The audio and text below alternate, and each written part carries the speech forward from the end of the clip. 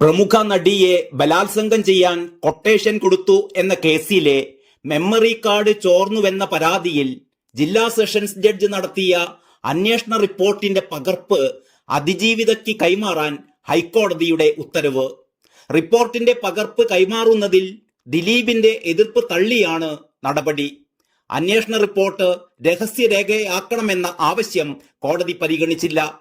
നടിയെ ആക്രമിച്ചു പകർത്തിയ ദൃശ്യങ്ങളുള്ള മെമ്മറി കാർഡിന്റെ ഹാഷ് വാല്യൂ കോടതി കസ്റ്റഡിയിലിരിക്കെ മാറിയതിൽ principal sessions judge Honey M Varghese നടത്തിയ വസ്തുതാന്വേഷണ റിപ്പോർട്ടിന്റെ പകർപ്പാണ് അതിജീവിതയ്ക്ക് കൈമാറാൻ കോടതി ഉത്തരവിട്ടത്.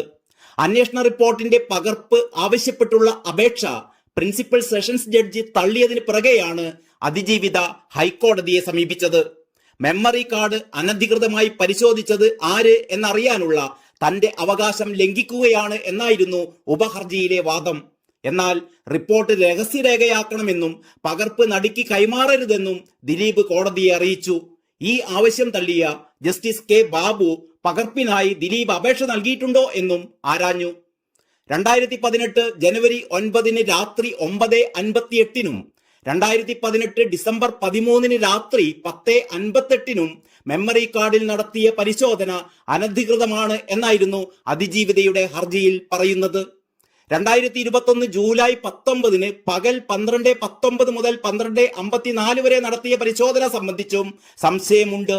ഇത്തരം കാര്യങ്ങളാണ് ജില്ലാ പ്രിൻസിപ്പൽ സെഷൻസ് ജഡ്ജ് നടത്തിയത്. ഈ അന്വേഷണത്തിൽ മെമ്മറി കാർഡ് അനധികൃതമായി പരിശോധിച്ചെന്ന് കണ്ടെത്തിയാൽ ക്രിമിനൽ നടപടി ചട്ടപ്രകാരം കുറ്റക്കാർക്കെതിരെ നടപടി സ്വീകരിക്കണമെന്നും കോടതി നിർദ്ദേശിച്ചിരുന്നു. റിപ്പോർട്ടിൽ തുടർ നടപടിയില്ലെങ്കിൽ വീണ്ടും അതിജീവിതയ്ക്ക് നടപടി ആവശ്യപ്പെട്ട് കോടതിയെ സമീപിക്കാവുന്നതാണ്. വിചാരണ കോടതിയുടെ കസ്റ്റഡിയിലിരിക്കെ അപകീർത്തികരമായ ദൃശ്യങ്ങളുള്ള മെമ്മറി കാർഡിന്റെ ഹാഷ് വാല്യൂ മാറി എന്ന ഫോറൻസിക് കണ്ടെത്തലിന് പിന്നാലെയാണ് അതിജീവിത ഹൈക്കോടതിയെ സമീപിച്ചത്. തുടർന്ന് ഇക്കാര്യത്തിൽ അന്വേഷണത്തിന് ഹൈക്കോടതി ജില്ലാ സെഷൻസ് ജഡ്ജിയെ നിയോഗിക്കുകയായിരുന്നു. മെമ്മറി കാർഡിൽ നിയമവിരുദ്ധ പരിശോധന നടത്തിയത് ആരാണ് എന്ന് അന്വേഷിക്കണം എന്നാവശ്യപ്പെട്ട് അതിജീവിത നേരത്തെ വിചാരണ കോടതിക്കും കത്ത് നൽകിയിരുന്നു.